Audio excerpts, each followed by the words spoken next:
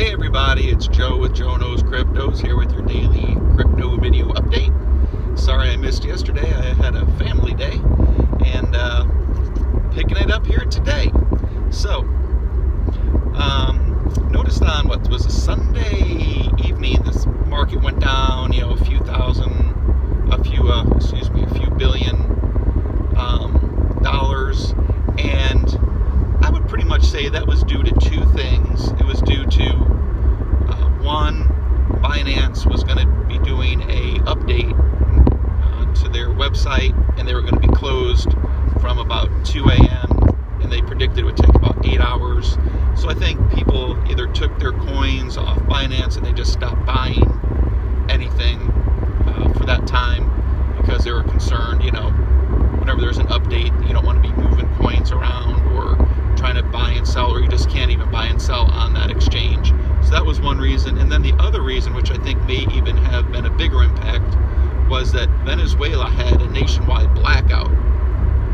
And people in Venezuela have been buying, well, if you haven't heard, Bitcoin and Litecoin have been approved by the Venezuelan government to be currencies, along with their petro. So when Venezuela had their blackout, they lost power. People couldn't go online and purchase, their Bitcoin and their Litecoin. So this is huge news for Bitcoin and Litecoin that approval went through from Venezuela, because that's a whole country now that is going to slowly be funneling their funds into Bitcoin and Litecoin, simply because the Venezuelan dollar, they've had something like 100,000 or I even heard somewhere 1,000,000% inflation. Their currency isn't worth anything. They basically, have to take a garbage can full of, or a wheelbarrow full of money to the store, just to get a loaf of bread, basically. It's worse than our Great Depression that we had in America when there were soup lines and everything. The average Venezuelan has lost over 20 pounds, not by choice, because there's just no food to eat. So those are the two reasons why the market, in my opinion, went down. It could have just been a little down cycle as well, but those two things I think were the main impacts, because you see right back today, they're pretty much back up to their market caps, or about up to their current levels. So that's awesome. Now, I just want to stress again that I don't believe that Bitcoin and Litecoin are in competition directly with the smaller coins that have billions of coins out there. They're actually two different types of currencies, in my opinion, at this point. Even though people are still saying they need to push more adoption and we need to start to trade and buy and sell with our Bitcoin and Litecoin, I think that's fine temporarily, but I don't think that's going to last very long. I think they're going to be stores of value.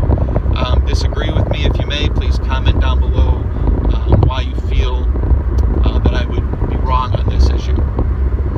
Other coins that kind of were hot this week were Digibyte. Went up quite a bit. Good for you Digibyte people. Like I said, I don't feel like we're in competition with Digibyte, and I hope that Digibyte actually is the currency of everyday purchases. I feel that that's much better than an XRP Ripple. Sorry if you're a Ripple person out there, and I don't mean to get anybody upset, but Digibyte needs to be mined, which gives it instant value. XRP is basically just a token created that they said, okay, we're going to have blah blah blah. Was it 10 billion, XRP? And then of course they held back at least 10%. I heard originally that it was more like 30 to 40% that Ripple is holding, which makes it very, very centralized. And in my opinion, that type of a currency is just not going to win in the long run. I know they have a lot of partnerships, and please, if you're a Ripple and XRP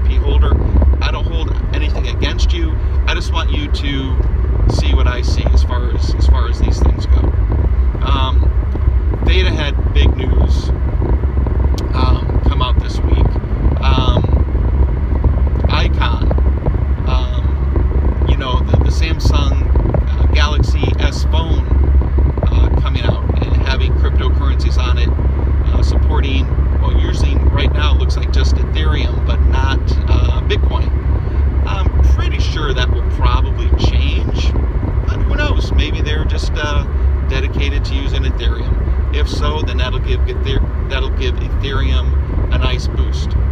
So I just want to talk quickly about current cryptocurrencies that I own, and this is not financial advice, but I just want to mention the ones that I currently hold and ones that I am thinking of getting into. So right now, I'm just going to try to go in order of where they are in the market cap, not by how much I hold. But I do hold some Bitcoin. I believe Bitcoin will see large gains, especially as markets and financial institutions start accepting them and being able to trade them.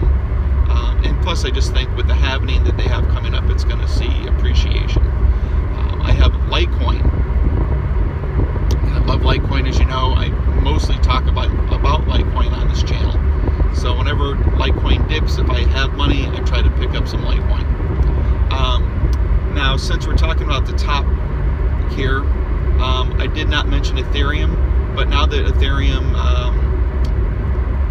seems to have their hard fork complete and is now on the Samsung phone, and since most of the tech people are building on the Ethereum platform over all the others, probably wouldn't be a bad idea to grab a few Ethereum. I don't hold Ethereum currently, but I'm thinking of maybe buying a couple. I do hold Cardano. Cardano's been kind of a bummer here. It's been taking so long to complete things, and they've had delays, but I believe their staking is going to be ready to start here shortly, and hopefully soon we'll start to see some appreciation in Cardano, because they seem like they're doing everything right, but it's just very, very time consuming. And you know, if you're looking for gains now, Cardano may not be the coin for you, but maybe as I start to release things as the year goes on, that will help. But so far it's been kind of a dud in my opinion. Stellar Lumens, I do own some Cardano and I will continue to hold it, but I don't have a lot. Stellar Lumens is another one in the top 15 that I would consider purchasing. I would not buy EOS simply for the principle of some of their owners and their background and their history and their backgrounds. And if you want to find out more what I'm talking about, you can just type in Tether and EOS and what's his name, Brock, whatever his name is, and his history with children and stuff like this. It's not anything, you know, they're probably fine projects, but I just don't want to be involved with them in any way. Okay, that's all I'm going to say about that. You can do your research on those. All right, moving on down. Ethereum Classic, guys, there's a lot of interest in Ethereum Classic. We don't hear a lot about it. They don't really have a promotion team or anything like that, so it's really hard to find out news on it, Ethereum Classic, other than I've heard from reliable sources that I know Grayscale, I believe, owns a whole bunch of it, and I would pick some up. I don't currently hold it, but I'm thinking of picking some of that Ethereum Classic up, just on speculation that something big is going to come of it. That's the only reason why. I don't have any proof, I don't have any statistics, other than it's remained in the top 18 no matter what kind of news comes out on it, good or bad. The volume is always there, and for a coin that has nothing seemingly going on, it doesn't go down in value. So Ethereum Classic is one I would purchase just on that merit. I don't currently hold it. I like OMG, I like Lisk, but there's a lot of competition, a lot of companies that do the pretty much similar or same things that they do, that they have to deal with. And hopefully one day there will be room for all of these blockchains to have companies come in and build on their blockchains. So I wouldn't go crazy with those, but I would maybe pick a little bit up. I don't currently own either Lisk or OMG. However, I may consider it just depending on the near-term future. One that I like a lot is Chainlink, as simple as L-I-N-K. I like it for two reasons. One is it does have a real use case. It's kind of a go-between between smart contracts, so you can work on them off-chain as well, and they do have a partnership with the SWIFT system. So, you know, Visa and MasterCard are going to be involved in cryptocurrencies, and right now it seems like they're partnered with Chainlink. It's one of the only ones that they're partnered with. So Visa and MasterCard have a ton of money and a ton that they could invest into Chainlink and the technology if they decide to go that way, and I think they're not going to have any choice. So those are three great reasons to buy into Chainlink, in my opinion.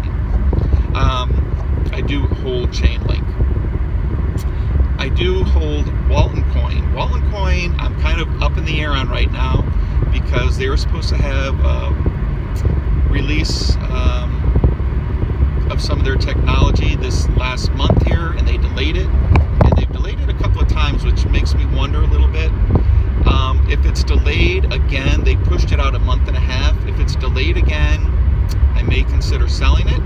If it's not delayed, then I expect to see very, very big things from Chain. So it's one of those ones that's kind of a gamble. Either it's full of baloney crypto, or if it's for real, then it's going to be big time, especially in China. Big, big time.